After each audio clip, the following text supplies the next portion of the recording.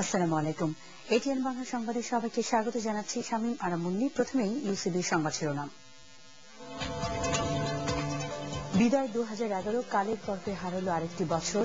আগের মতোই রাজনীতি ও অর্থনৈতিক অস্থিরতা জাতীয় অগ্রগতির লাগাম টেনে ধরেছিল।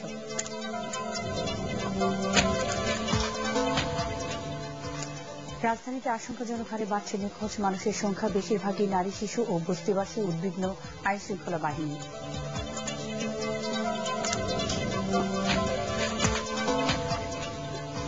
জ্বালানি তেলের দাম বাড়ায় দূরপাল্লায় বাস ভাড়া প্রতি কিলোমিটারে বাড়ল 15 পয়সা, সোমবার থেকে কার্যকর।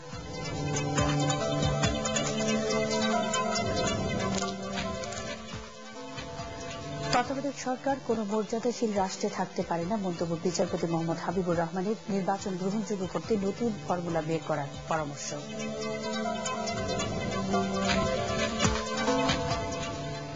এবং যুদ্ধাপরাধীদের পাশে দাঁড়িয়ে তাদের রক্ষা করতে পারবে না বিএনপি, গোপালগঞ্জের জনসভায় প্রধানমন্ত্রী।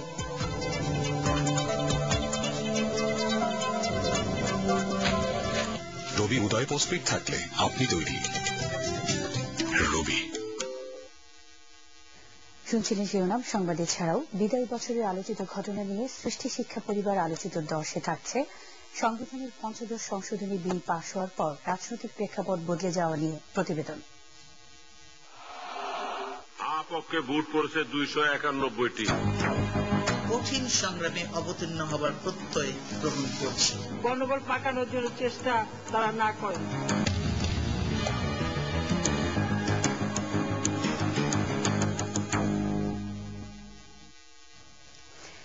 শেষ হয়ে গেল আরো একটি বছর। বিদায় 2011। রাজনীতি আর অর্থনীতির নানা অস্থিরতা জাতীয় অগ্রগতির লাগাম টেনেছিল আগের মতোই। সেই সাথে কূটনৈতিক ও সামাজিক নিরাপত্তার ক্ষেত্রেও ধোঁয়াটে গুমোট পরিবেশ ছিল বছর জুড়েই। প্রত্যাশা আর প্রাপ্তির ক্ষেত্রে বেড়ে যাওয়া পার্থক্যকে সাথে করেই বাংলাদেশ পার করল স্বাধীনতার 40 বছর। 2012 সাল মোকাবেলায় কেমন প্রস্তুতি আছে বাংলাদেশের, তারই বিশ্লেষণ করেছেন বিশেষজ্ঞরা। রিপোর্ট করছেন এস.এম. বাবু। মেঘের আড়ালে অনেকটা চুপিসারে বিদায় 2011 সালের শেষ সূর্য। ঠিক একইভাবে অনেকটা অস্বচ্ছ, অস্থির আর অশান্ত ছিল 2011 সালের অর্থনীতি আর রাজনীতি। বিচ্যুতি ছিল না আঞ্চলিক বা আন্তর্জাতিক কূটনীতির ক্ষেত্রেও। এক্ষেত্রে শুধুমাত্র ভারতের সাথেই তিস্তা বা টিপাইমুখ, ট্রানজিট বা ছিটমহল বিনিময়, সীমান্ত হত্যা বা আরো কিছু সাফল্য আসেনি দেশের মানুষের প্রত্যাশা অনুসারে। দ্বিপাক্ষিক সম্পর্ক উন্নততর করতে হলে প্রচেষ্টার প্রয়োজন, সুষ্ঠু এবং সুস্থ পরিবেশ সৃষ্টি করার প্রয়োজন রয়েছে। এবং আমি মনে করি সেটা সেই লক্ষ্য সামনে রেখে আমাদের প্রধানমন্ত্রী প্রশংসনীয় উদ্যোগ নিয়েছিলেন। তো এটাও সত্যি যে তার অনেক উদ্যোগই আমাদের চোখে, আমাদের দৃষ্টিতে হতাশায় পরিণত হয়েছে পররাষ্ট্র নীতির ক্ষেত্রে। কিন্তু আমাদের সবচেয়ে বড় কথা হচ্ছে বাংলাদেশের স্বার্থ। এবং পররাষ্ট্র নীতিকে আমি মনে করি না যে দলীয় রাজনীতিতে, অভ্যন্তরীণ রাজনীতিতে প্রয়োজনের চাইতে অতিরিক্ত টেনে নেওয়া উচিত, কিন্তু আমরা কিন্তু তা করি। অস্থির শেয়ার বাজার, ডলারের আকাশ ছোঁয়া দাম আর ব্যাংকগুলোতে তারল্য সংকটের সাথে তাল মেলাতে হিমশিম খায় সাধারণ মানুষ। সাথে ছিল দ্রব্যমূল্য আর বাড়ি ভাড়ার বৃদ্ধির প্রতিযোগিতা। আমাদের পুঁজিবাজারের ক্ষেত্রে মানুষ যে অর্থ হারিয়েছে সেটার একটি প্রভাব। এখন শুধু খাদ্যপণ্য না, যদি বাড়ি ভাড়া বেড়ে যায়, যানবাহনের খরচ বাড়ছে, ধাপে ধাপে জ্বালানি খরচ বাড়ানো হচ্ছে, এইটার অপপ্রভাব একটা রয়ে গেছে মানুষের জীবনের উপরে। আর এসবের সাথে লিমন বা কাদের এবং গুপ্ত হত্যার ঘটনায় মানবাধিকার পরিস্থিতিও ছিল টালমাটাল। সব মিলিয়ে রাজনীতি অসহিষ্ণু। আমাদের দেশের অভ্যন্তরীণ রাজনীতির অঙ্গনে যে অস্থিরতা বিরাজ করতে, তা দূর করতে হবে। রাজনীতি আমাদের দেশে থাকবেই, আমরা গণতান্ত্রিক দেশ, কিন্তু রাজনীতি কতগুলো নিয়ম মাফিক চলবে এবং এই নিয়মের যাতে কোনো ব্যত্যয় না হয়। কে ক্ষমতায় আসুক সেটা বড় কথা নয়, যে ক্ষমতায় আসে সে যাতে যথার্থভাবে আসে। এদিক দিয়ে আমি আশার কথা শোনাতেই পারি কিছুটা। যেমন ধরুন কিছু নির্বাচন হয়েছে আমাদের দেশে, চমৎকার নির্বাচন হয়েছে, বিশ্ববাসী তা অনেক বিদেশি আমাকে বলেছে, বিদেশি কূটনীতিকরা আমাকে বলেছেন নারায়ণগঞ্জ নির্বাচনের পরে যে তারা আশা করেননি এরকম একটা সুন্দর নির্বাচন তা দেখতে পাবো। আমার সাধারণ বিবেচনা হলো যে এই ধরনের উত্তেজনা প্রশমন করার দায়িত্ব সরকারের, এবং সরকার যদি সমঝোতার ভিত্তিতে, একটি আলোচনার ভিত্তিতে, সকলের অংশগ্রহণের ভিত্তিতে সমাধানগুলো করতে পারে, সেটা নির্বাচন কমিশনই হোক, কি এক ঘাতক দালালদের বিচারের হোক, কি আগামী দিনে তত্ত্বাবধায়ক সরকার থাকবে কিনা সেটার ব্যবস্থা হোক, এইগুলো যদি সরকার সুষ্ঠুভাবে আলোচনার ভিত্তিতে করতে পারে, উপকার কিন্তু সরকারেরই সবচেয়ে বেশি হবে। আর্থিক বিশৃঙ্খলা কাটিয়ে ওঠার জন্য সরকারের আরো মনোযোগী হওয়ার সুযোগ অনেক আছে এবং সেই জায়গায় উপকার হবে। কিন্তু বৈদেশিক লেনদেনের বিষয়টি অনেকখানি নির্ভর করবে আন্তর্জাতিক পরিস্থিতি কিভাবে বিকাশ লাভ করে, কিন্তু তার জন্য সরকারের কিন্তু প্রতিশোধের ব্যবস্থা গ্রহণের সুযোগ আছে। নানা সংকটের পরেও বিদায়ী 2011 সালে বিশ্বকাপ ক্রিকেট আয়োজন সহ ক্রীড়াঙ্গনে বেশ কিছু সাফল্য দেশকে এগিয়ে নিয়েছে অনেক উঁচুতে। আর তাই সংকট থাকলেও এগুবার প্রত্যয় তো থাকবেই। রাষ্ট্রের যেটা প্রধানতম কর্তব্য ও কাজ, সেটা হচ্ছে দেশে শান্তি শৃঙ্খলা রক্ষা করা। সেখানে হয়তো আমরা ততটা সফল লাভ করিনি, কিন্তু সে ব্যাপারে কোনো দুশ্চিন্তা না করে আশা করি আগামী বছরটা আমাদের গত বছরের চেয়ে আরো ভালো যাবে। এমন আশা প্রত্যাশা আর সংকট কাটানোর শক্তি নিয়েই শুরু হোক নতুন দিন, নতুন বছর। এস এম বাবু, এটিএন বাংলা, ঢাকা। রাজধানী ঢাকায় নিখোঁজ মানুষের সংখ্যা বাড়ছে আশঙ্কাজনক হারে। হারানো স্বজনের সন্ধান চেয়ে নগরীর থানা ও র্যাব অফিসে দৈনিক করে অভিযোগ পড়ছে 100টিরও বেশি, যার 60 ভাগেরই মাসের পর মাস কোনো খোঁজ মিলছে না। এর বেশিরভাগই নারী, শিশু ও বস্তিবাসী মানুষ। রহস্যময় এই নিখোঁজ সংবাদ দুশ্চিন্তায় ফেলেছে আইন শৃঙ্খলা রক্ষাকারী বাহিনীকে। আরো জানাচ্ছেন কেরামতুল্লাহ বিপ্লব, ক্যামেরায় ছিলেন বিশ্বজিৎ রানা।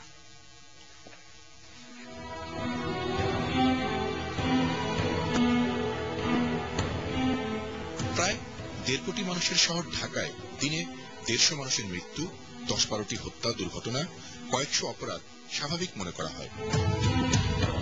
কিন্তু দৃশ্যমান কোনো কারণ ছাড়াই 100 মানুষ নিখোঁজ হওয়া শুধু অস্বাভাবিকই নয়, বিস্ময়কর।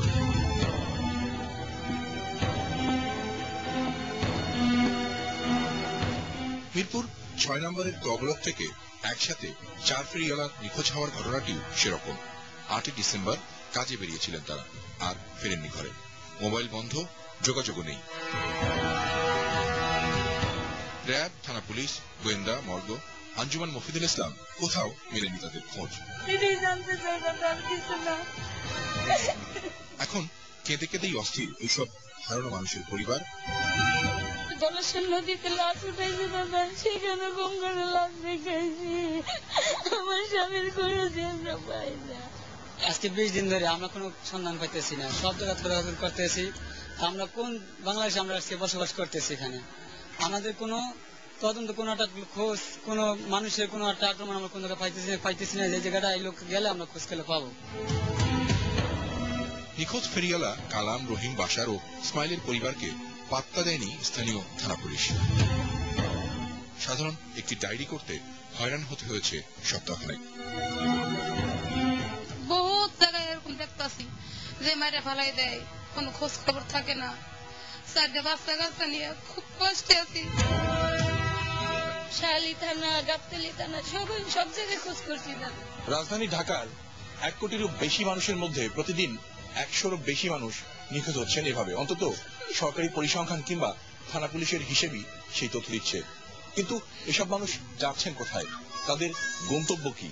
কিভাবে নিখোঁজ হচ্ছেন?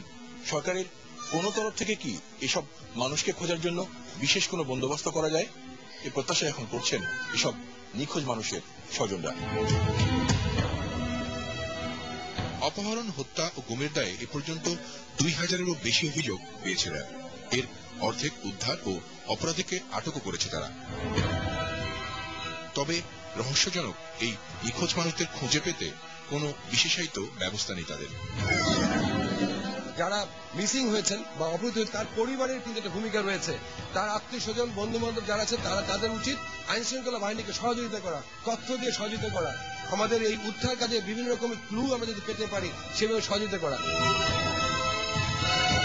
আইন শৃঙ্খলা রক্ষাকারী বাহিনীর কাছে তেমন ভরসা না পেয়ে নিখোঁজদের স্বজনরা হতাশ, দিশেহারায় থাকেন কিছুদিন। তারপর একসময় চাপা পড়ে যায় সে ঘটনা। নিখোঁজ মানুষটি হয়ে যান অতীত। রামতুল্লাহ বিপ্লব, এটিএন বাংলা, ঢাকা। জ্বালানি তেলের দাম বাড়ায় দূরপাল্লায় বাস ভাড়া প্রতি কিলোমিটারে 15 পয়সা বাড়ানো হয়েছে। কিলোমিটার প্রতি আগের 1 টাকা 20 পয়সার জায়গায় এখন ভাড়া হবে 1 টাকা 35 পয়সা। আগামী সোমবার থেকে নতুন নির্ধারিত ভাড়া কার্যকর হবে। তবে ঢাকা ও চট্টগ্রাম মহানগরীতে চলা বাসের ভাড়া বাড়ানো হয়নি। যোগাযোগ মন্ত্রী ওবায়দুল কাদেরের সাথে বাস মালিকদের বৈঠকে নতুন ভাড়া ঠিক করা হয়। এস এম মহিউদ্দিনের রিপোর্ট। জ্বালানি তেলের দাম বাড়ানোর পর এবার বাড়ানো হলো বাস ভাড়া। সরকার ও বাস মালিকদের কয়েক দফা বৈঠকের পর নির্ধারিত হয় এই নতুন ভাড়া। যদিও বলা হচ্ছে ভাড়া নির্ধারণ কমিটির সুপারিশে 30 পয়সা বাড়ানোর প্রস্তাব থাকলেও মন্ত্রীর অনুরোধে তা 15 পয়সা করা হয়েছে। ডিজেলের মূল্য 56 টাকা থেকে বৃদ্ধি পেয়ে 61 টাকা দাঁড়ায়। এই পরিপ্রেক্ষিতে ভাড়া নির্ধারণের যে 16টি মানদণ্ড রয়েছে বা ক্রাইটেরিয়া রয়েছে, সেই সবগুলো ক্রাইটেরিয়া বিশ্লেষণ করে ভাড়া দূরপাল্লার বাসে 15 পয়সা বৃদ্ধি করে 1 টাকা 20 পয়সা থেকে 1 টাকা 35 পয়সা করার সিদ্ধান্ত নেওয়া হয়। নতুন সিদ্ধান্ত অনুযায়ী দূরপাল্লার গাড়ি গ্যাস চালিত হলেও তারা নতুন ভাড়ার আওতায় পড়বেন। অন্যদিকে ঢাকা ও চট্টগ্রাম মহানগরের ভেতরে চলা গাড়িগুলো তেল চালিত হলেও তাদের নিতে হবে আগের ভাড়া। যেহেতু ঢাকা এবং চট্টগ্রামে 70% সিএনজি চালিত, 30% গাড়ি ডিজেল চালিত, সুতরাং এই বিষয়টা অনতিবিলম্বে সিদ্ধান্ত দেওয়া হবে। তার পূর্বে ঢাকা এবং চট্টগ্রামে কোনো প্রকার বাস ভাড়া যেন বৃদ্ধি না হয়, এটা আমরা আপনাদের মাধ্যমে সকল মালিকদেরকে আমরা আহ্বান জানাচ্ছি। পাশাপাশি সেটা আমরা নজর রাখবো কেউ যেন বাস ভাড়া বৃদ্ধি না করে। সোমবার থেকে দূরপাল্লায় নতুন বাস ভাড়া কার্যকর হবে বলে বৈঠকে জানানো হয়। এ ব্যাপারে কোনো মন্তব্য করেননি যোগাযোগ মন্ত্রী Obaidul Quader. S M Mohiuddin, ATN Bangla, Dhaka.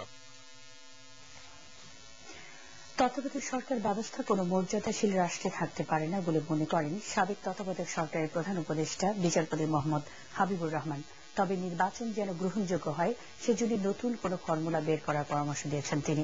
Dhaka বিশ্ববিদ্যালয়ের সেনেট হলে এথিক্স ক্লাবের পুরস্কার বিতরণী অনুষ্ঠান শেষে তিনি এসব কথা বলেন। আলমগীর স্বপনের রিপোর্ট। অবাধ ও নিরপেক্ষ নির্বাচনের স্বার্থে 1996 সালে ত্রয়োদশ সংশোধনীর মাধ্যমে সংবিধানে যুক্ত হয় তত্ত্বাবধায়ক সরকার পদ্ধতি। আর প্রথম এ তত্ত্বাবধায়ক সরকারের প্রধান ছিলেন বিচারপতি মোহাম্মদ হাবিবুর রহমান। এরপর বিচারপতি লতিফুর রহমান ও সবশেষ ডক্টর ফখরুদ্দিন আহমেদ প্রধান উপদেষ্টা হিসেবে দায়িত্ব পালনের পর বিতর্ক ওঠায় তত্ত্বাবধায়ক সরকার ব্যবস্থাই এখন বাতিল। তবে এ নিয়ে রাজনীতি যখন উত্তপ্ত, তখন তত্ত্বাবধায়ক সরকারের প্রথম প্রধান উপদেষ্টা বললেন ভিন্ন কথা। যে কোনো আত্মমর্যাদাশীল দেশ তত্ত্বাবধায়ক সরকারের এই যে ফর্মুলা আমরা তৈরি করেছি, তৈরি করে সুপ্রিম কোর্টটা ধ্বংস করেছি, সেটা কেউ গ্রহণ করবে না। তবে এটা ঠিকই যে নির্বাচনটা বিশ্বাসযোগ্য হতে হবে। তত্ত্বাবধায়ক সরকার ব্যবস্থা বহালের চেয়ে নির্বাচনকে সবার কাছে গ্রহণযোগ্য করাই এখন বড় চ্যালেঞ্জ বলে মনে করেন সাবেক এ প্রধান উপদেষ্টা।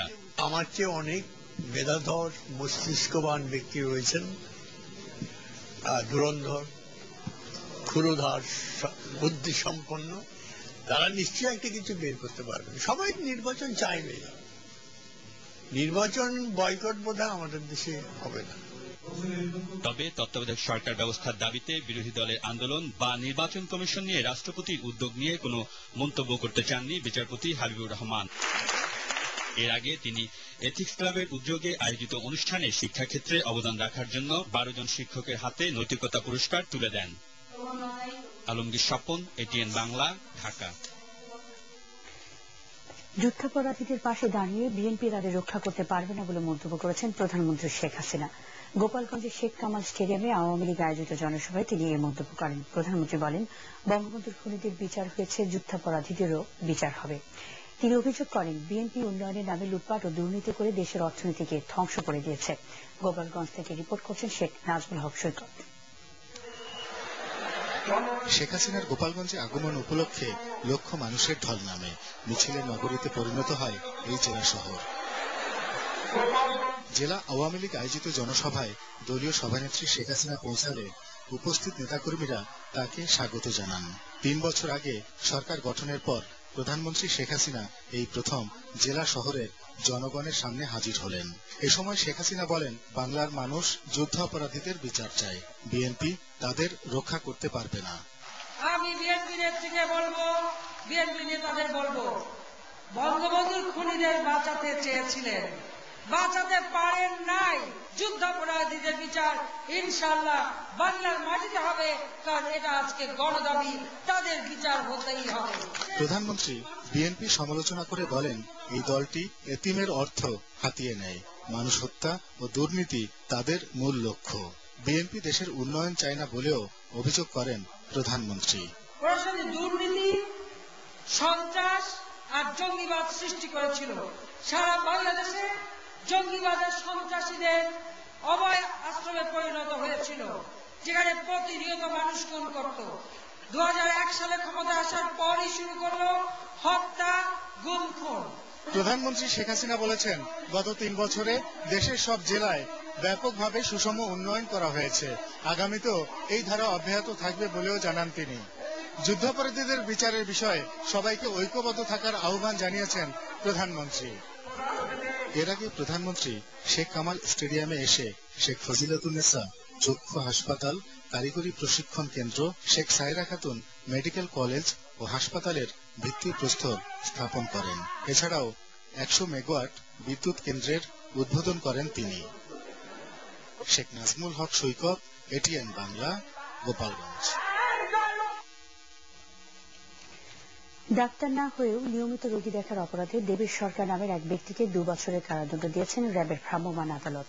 রাজধানীর ফকিরপুরে মডার্ন ডায়াগনস্টিক সেন্টারের চেম্বারে রোগী দেখার সময় তাকে হাতে নাতে ধরে ফেলে র্যাব। আর এই অনৈতিক কাজে সহায়তা করার অভিযোগে প্রতিষ্ঠানটিকে 1 লাখ টাকা জরিমানা করা হয়েছে। মাহমুদুর রহমানের report.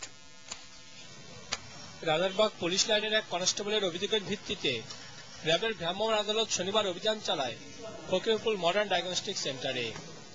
Bangladesh medical and dental কাউন্সিলের অনুমতি ছাড়া শুধুমাত্র ফিজিওথেরাপির উপর একটি ডিগ্রি নিয়েই রীতিমতো সেখানে রোগী দেখার চেম্বার খুলে বসেছে দেবেশ সরকার। 400 টাকা ভিজিটে রোগী দেখার পাশাপাশি প্রেসক্রিপশনও দিচ্ছেন দেবেশ। রোগীদের ফিজিওথেরাপি দেওয়ার কথা থাকলেও দেবেশের চেম্বারে তার কোনো নমুনা খুঁজে পাওয়া যায়নি।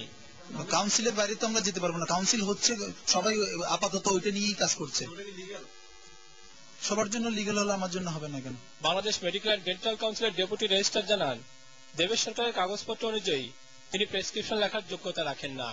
আমার প্রেসক্রিপশন প্যাড, তারপর সাইনবোর্ড, ভিজিটিং কার্ড, এগুলাতে ডাক্তার দেবেশ সরকার ওইটা ইউজ করছেন। ওইটাও বেআইনি। ন্যূনতম MBBS অথবা BDS এছাড়া কেউ ডাক্তার লিখতে পারবে না। ডাক্তার না হয়ে রোগী দেখাও প্রেসক্রিপশন দেওয়ার অপরাধে দেবেশ সরকারকে শাস্তি দেন র্যাবের ভ্রাম্যমাণ আদালত।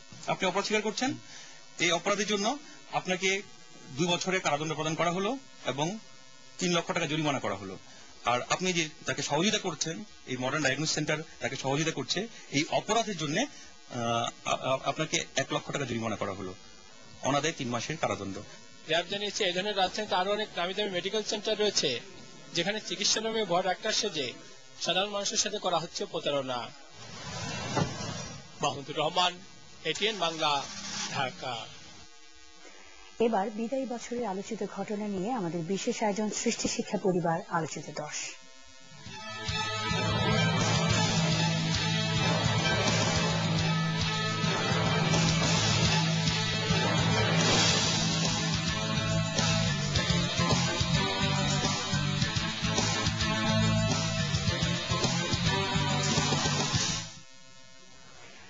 সংবিধানের 75 সংশোধনী বিল পাস বিদায় বছরের সবচেয়ে আলোচিত ঘটনা।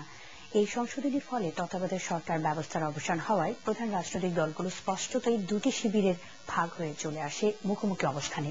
বাড়ছে রাজনৈতিক বিভেদ আর সংঘাতের আশঙ্কা। বাংলাদেশের আগামী দিনের রাজনীতি ও নির্বাচন নিয়েও তৈরি হয় এক ধরনের অনিশ্চয়তা। বিস্তারিত মানুষ দোষের রিপোর্টে। আপক্ষে ভোট পড়েছে 291টি। মাত্র কয়েকটি মুহূর্ত, কিন্তু এই মুহূর্তগুলোই গুরুত্বপূর্ণ হয়ে উঠল, উস্কে দিল রাজনৈতিক বিতর্ক। জনগণের অধিকার রক্ষায় কঠিন সংগ্রামে অবতীর্ণ হবার প্রত্যয় গ্রহণ করছি। দেশে কোনো গন্ডগোল পাকানোর জন্য চেষ্টা তারা না করেন। সংবিধান সংশোধনের জন্য সংসদে গঠন করা বিশেষ কমিটি প্রায় 1 বছর ধরে কাজ করে। তবে শুরুতে তত্ত্বাবধায়ক সরকার ব্যবস্থা বাতিলের প্রশ্ন ওঠেনি। এ নিয়ে তোড়জোড় শুরু হয় এবছর 10ই মে উচ্চ আদালতের এক রায়ে তত্ত্বাবধায়ক সরকার ব্যবস্থাকে অবৈধ ঘোষণার পর। তবে খুব কন্ট্রাডিকশন, পার্সপেক্টিভলি ইলিগাল। আমি বলে দিলাম আজ থেকে ইলিগাল হয়ে গেল, আর বলছে সামনে যে ইলেকশন এই আন্ডারে হবে। সেলফ কন্ট্রাডিকশন না? আদালতের রায়ে অবৈধ হয়ে যাওয়ার পর কোনো ব্যবস্থা আর বহাল রাখা যায় না, এই যুক্তি তুলে ধরে সরকারি দল বছরের মাঝামাঝি 30শে জুন তত্ত্বাবধায়ক সরকার ব্যবস্থা বাতিল করে পাশ করে বহুল আলোচিত সংবিধানের ৫ম সংশোধনী। অন্যদিকে বিরোধী দল রাজপথ উত্তপ্ত করে মিছিল, সমাবেশ আর হরতালে। আমরা তো একটা মুক্তিযুদ্ধ করে একটা সংবিধান রচনা করেছি, তারপরে তো প্রতিষ্ঠান গড়ার কথা আমাদের। বারবার তো রাস্তায় ফিরে যাওয়ার কথা না, তারপরে বারবার কেন রাস্তায় ফিরে যাচ্ছে? এবারের সংশোধনীর ফলে সংবিধানে ফিরিয়ে আনা হলো ৭২-এর সংবিধানের 4 মূলনীতি: বাঙালি জাতীয়তাবাদ, সমাজতন্ত্র, গণতন্ত্র এবং ধর্মনিরপেক্ষতা। অন্যদিকে বহাল রাখা হয় সামরিক শাসনামলে সংবিধানে জুড়ে দেয়া বিসমিল্লাহ এবং রাষ্ট্রধর্ম ইসলাম। ধর্মনিরপেক্ষতা আমাদের মূলনীতির অংশ। সেখানে যখন আমরা আবার রাষ্ট্রধর্ম ইসলামকে বা অন্য ধর্মকে সমমর্যাদা দেওয়ার কথা বলছি, তখন এর সাথে সাংঘর্ষিক হয়ে যাচ্ছে। এবং এই জায়গাটা আমার মনে হয় যে আমাদের মূল সংবিধানের সাথে যেহেতু সাংঘর্ষিক, এটা টেকসই হবে না। আবার বাঙালি ছাড়া বাংলাদেশের ভূখণ্ডে বসবাস করছে এমন বিভিন্ন জাতিগোষ্ঠীকে এবারের সংশোধনীর মাধ্যমে সংবিধানে স্বীকৃতি দেয়া হলেও তাদের পরিচয় আদিবাসী না বলে কেন ক্ষুদ্র নৃগোষ্ঠী বলা হলো, এ নিয়েও বিতর্ক হয় অনেক। তবে তার চেয়েও বেশি বিতর্কের ঝড় ওঠে তত্ত্বাবধায়ক সরকার ব্যবস্থা তুলে নেয়। যেটা হচ্ছে যে বাংলাদেশের মানুষকে মানে যে এটা অভিশাপের মতো মনে হয় আমার কাছে, যে তারা এত রক্ত দিয়ে, এত ত্যাগ তিতিক্ষা করে, সংগ্রাম করে তারা গণতন্ত্রকে ওখানে প্রতিষ্ঠা করার জন্য নিয়ে যায়।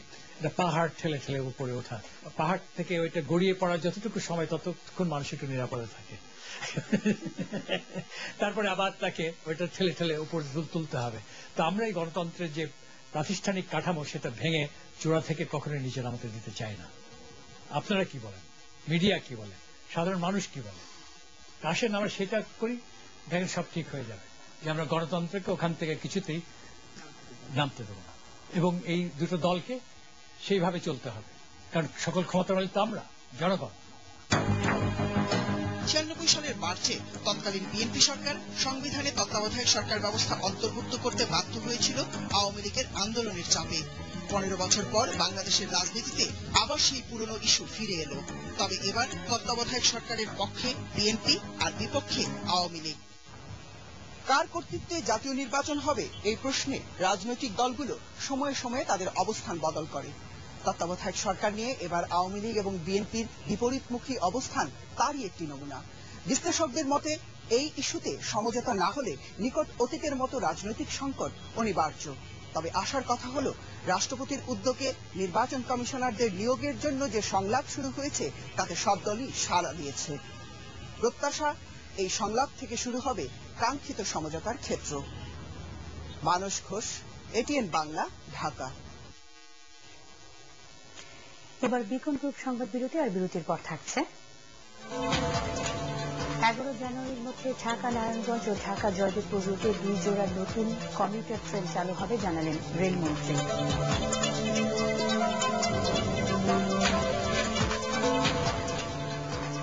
এবং 2011 সালকে বিদায় জানিয়ে নতুন বছরকে বরণ করে নিতে শুরু করেছে বিশ্ব।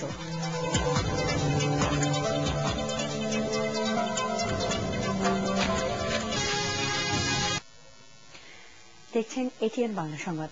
আগামী 11 জানুয়ারির মধ্যে ঢাকা নারায়ণগঞ্জ এবং ঢাকা জয়দেবপুর রুটে 2 জোড়া নতুন কমিউটার ট্রেন চালু করা হবে বলে জানিয়েছেন রেলমন্ত্রী সুরঞ্জিত সেনগুপ্ত। রেলওয়ের স্বল্প, মধ্য ও দীর্ঘমেয়াদী পরিকল্পনা নিয়ে সাংবাদিকদের সাথে মতবিনিময়ের সময় এসব কথা জানান তিনি। শাহনাজ মুনির রিপোর্ট।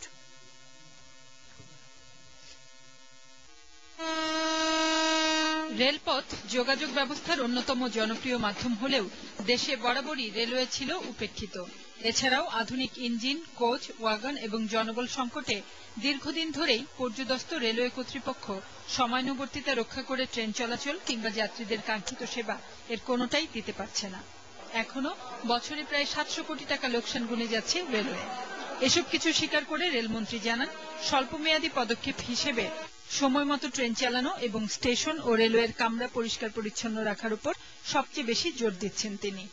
এছাড়া জানুয়ারির প্রথম সপ্তাহেই ঢাকা নারায়ণগঞ্জ এবং ঢাকা জয়দেবপুর রুটে 2 জোড়া নতুন কমিউটার ট্রেন চালু করারও খবর দেন তিনি।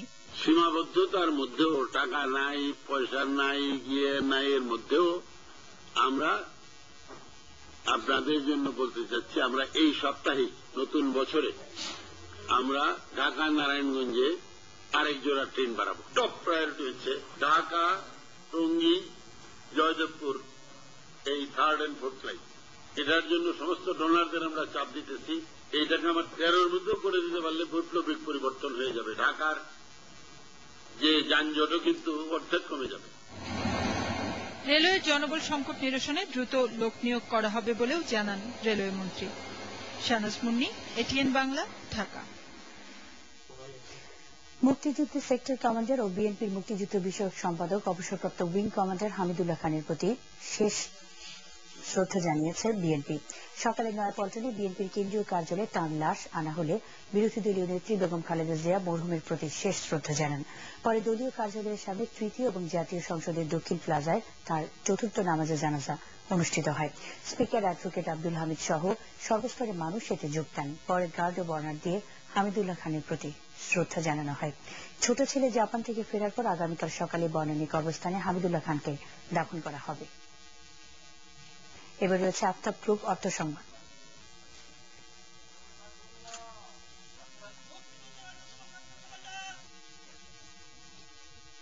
আফতাব গ্রুপ অর্থ সংবাদ।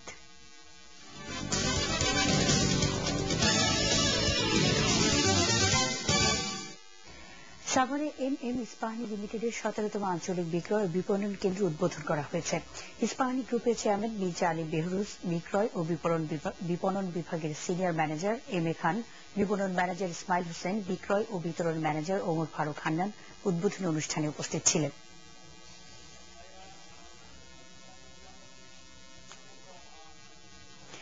আন্তর্জাতিক সংবাদ।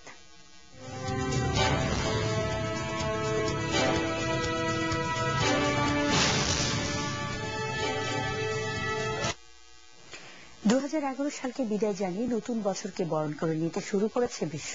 নতুন বছরকে সর্বপ্রথম স্বাগত জানান নিউজিল্যান্ডের মানুষ। দুর্যোগপূর্ণ আবহাওয়া উপেক্ষা করে অকল্যান্ডের স্কাই টাওয়ার জ্বলে ওঠে রঙিন আলোকছটায়। এরপরই সবচেয়ে বড় আয়োজনে 2012 সালকে বরণ করেন অস্ট্রেলিয়ার মানুষ। নানা বর্ণের আলো ছড়ায় সিডনি হারবার ব্রিজে। মনোমুগ্ধকর এই প্রদর্শনী দেখতে সেখানে জড়ো হন বিশ্বের নানা প্রান্তের লক্ষাধিক মানুষ।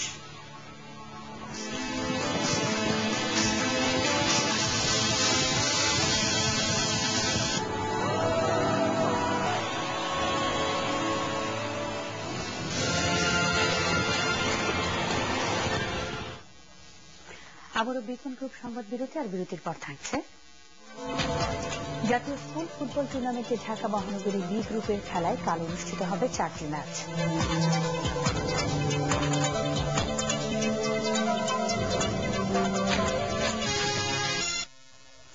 আরেকবার আমন্ত্রণ এটিএন বাংলা সংবাদে। রাজধানীর অদূরে পূর্বাঞ্চলে বাণিজ্য মেলার স্থায়ী কমপ্লেক্স নির্মাণের উদ্যোগ নেওয়ার কথা জানিয়েছেন বাণিজ্য মন্ত্রী জি এম কাদের। ঢাকা আন্তর্জাতিক বাণিজ্য মেলা উপলক্ষে আয়োজিত সংবাদ সম্মেলনে তিনি এ তথ্য জানান। এ সময় জানানো হয়, শেরেবাংলা নগর মাঠে 12.5 লাখ বর্গফুট এলাকায় স্টল ও প্যাভিলিয়নের সংখ্যা 503টি। দেশের বিভিন্ন উৎপাদনকারী প্রতিষ্ঠানের পাশাপাশি যুক্তরাষ্ট্র, তুরস্ক, পাকিস্তান, ভারত সহ 12 দেশের 47টি প্রতিষ্ঠান এতে অংশ নিচ্ছে। মেলার মিডিয়া পার্টনার এটিএন বাংলা। মেলা 1 জানুয়ারি থেকে 31 জানুয়ারি পর্যন্ত চলবে। এবার রয়েছে প্রিমিয়ার ব্যাংক বাণিজ্য সংবাদ।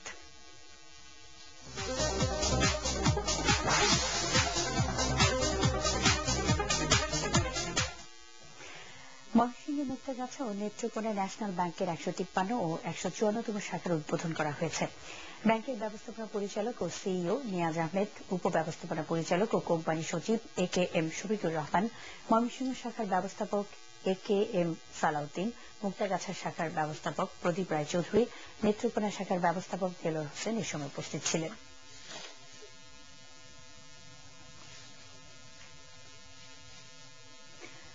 সামাজিক দায়বদ্ধতার অংশ হিসেবে 19 জন শিক্ষার্থীকে উচ্চশিক্ষা বৃত্তি দিয়েছে ব্যাংক এশিয়া। এ উপলক্ষে মুন্সিগঞ্জের সিরাজদিখান উপজেলা কমপ্লেক্সে এক অনুষ্ঠানের আয়োজন করা হয়। ব্যাংক এশিয়ার চেয়ারম্যান এরফ চৌধুরী, প্রেসিডেন্ট ও ব্যবস্থাপনা পরিচালক মেহমুদ হোসেন, পরিচালক এম ইরফান সাইদ এ সময় উপস্থিত ছিলেন। বাংলা ভাষা ও সাহিত্যের সমসাময়িক জীবিত লেখকদের উৎসাহিত করার লক্ষ্যে আইএফআইসি ব্যাংক সাহিত্য পুরস্কার প্রবর্তন করতে যাচ্ছে আইএফআইসি ব্যাংক। এ উপলক্ষে রাজধানীতে আয়োজিত এক সংবাদ সম্মেলনে ব্যাংকের চেয়ারম্যান সালমান এফ রহমান, নির্বাহী কমিটির চেয়ারম্যান লুৎফর রহমান বাদল, পরিচালক ডক্টর মোহাম্মদ আলী, ব্যবস্থাপনা পরিচালক মোহাম্মদ আবদুল্লাহ উপস্থিত ছিলেন।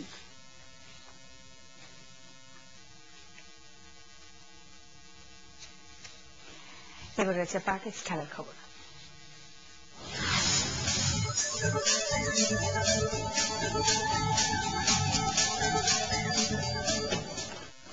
ইসলামী ব্যাংক বাংলাদেশ লিমিটেডের পৃষ্ঠপোষকতায় জাতীয় স্কুল ফুটবল টুর্নামেন্টের ঢাকা মহানগরী বি গ্রুপের খেলা আগামীকাল অনুষ্ঠিত হবে। দিনে 4টি খেলা হবে লালবাগ ঢাকেশ্বরীর হাজী আব্দুল আলিম ঈদগাহ মাঠে। সকাল 8টায় নাহার ইন্টারন্যাশনাল স্কুল খেলবে ওয়েস্টার্ন হাই স্কুলের বিপক্ষে। সকাল 8:50 খেলবে আরমানিটোলা সরকারি উচ্চ বিদ্যালয় ও একে ইন্টারন্যাশনাল স্কুল। সকাল 9:40 নবকুমার ইনস্টিটিউট লড়বে রহমতুল্লাহ মডেল হাই স্কুলের সাথে। এরপর সকাল 10:30টায় ইসলামবাগ আশরাফ উচ্চ বিদ্যালয় মুখোমুখি হবে রেড স্টার ইন্টারন্যাশনাল স্কুলের। সংবাদ শেষ করছি তবলা, শরৎ আর গিটার নিয়ে অনবদ্য এক দল ইয়োনার সঙ্গীত সন্ধ্যার খবর দিয়ে। 2 ভারতীয়, 1 জাপানি শিল্পী এই দলের সদস্য। ঢাকায় ফরাসি সাংস্কৃতিক কেন্দ্রে বছর শেষে সুর তুললেন তারা। যেন এশিয়া আর পশ্চিমের মেলবন্ধন কেমন হতে পারে তাই তুলে ধরা হলো এতে। রুমি নোমানের রিপোর্ট, ক্যামেরায় ছিলেন শহীদ ইসলাম।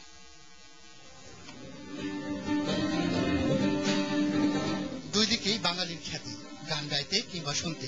তবে যারা মূল নায়ক তাদের হয়তো দায়িত্ব আরো বেশি, তাই সুর সন্ধান তাদের জীবনের ব্রত।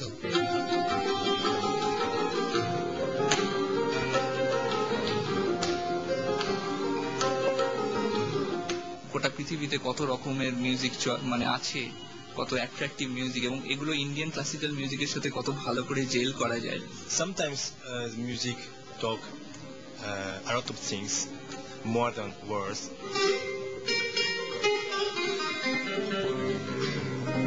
তিন শিল্পী অভিষেক লাহিড়ী, কৃতি সুজি ও পরিমল চক্রবর্তী, সবারই পরিচয় যার যার যন্ত্রে নবীন শিক্ষক। বেশ কবছর আগে তাদের উদ্যোগেই গঠিত হয় সঙ্গীত দল ইয়োনা ট্রাইব। অনেক পথ ঘুরে এবার বাংলাদেশে।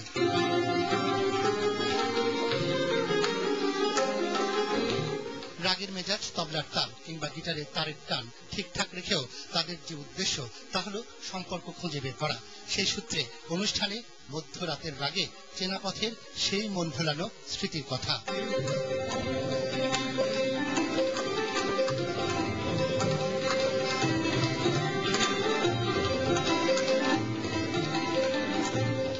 ইয়োনার এবারে ছিল প্রথম ঢাকা সফর। এর নামের অর্থ গুণবতী নারীর সৃজনশীলতা। সঙ্গীতের সাথে মানবিক সম্পর্ক আছে, এটা তাদের বিশ্বাস। আর সেই প্রচেষ্টা সফল হতে চলেছে নানান দেশের মানুষ মিলে একটি সুসম্পর্ক গড়ার মধ্য দিয়ে।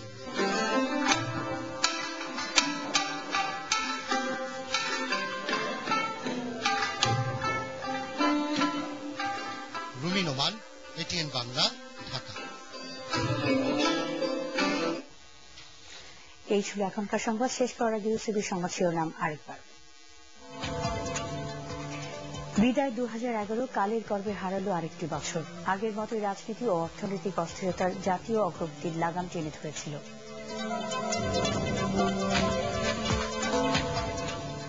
রাজধানীতে আশঙ্কাজনক হারে বাড়ছে নিখোঁজ মানুষের সংখ্যা। বেশিরভাগই নারী, শিশু ও বস্তিবাসী। উদ্বিগ্ন আইন শৃঙ্খলা বাহিনী।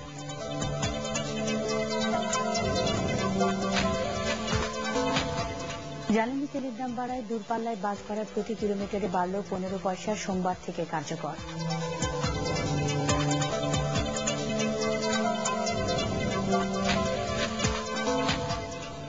তত্ত্বাবধায়ক সরকার কোন মর্যাদাশীল রাষ্ট্রে থাকতে পারে না, মন্তব্য বিচারপতি মোহাম্মদ হাবিবুর রহমানের। নির্বাচন গ্রহণযোগ্য করতে নতুন ফর্মুলা বের করার পরামর্শ।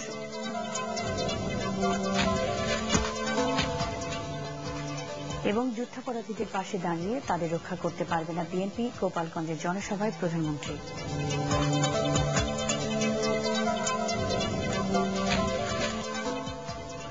সবাইকে ইংরেজি নববর্ষের শুভেচ্ছা জানিয়ে শেষ করছে এখনকার সংবাদ। খোদা হাফেজ।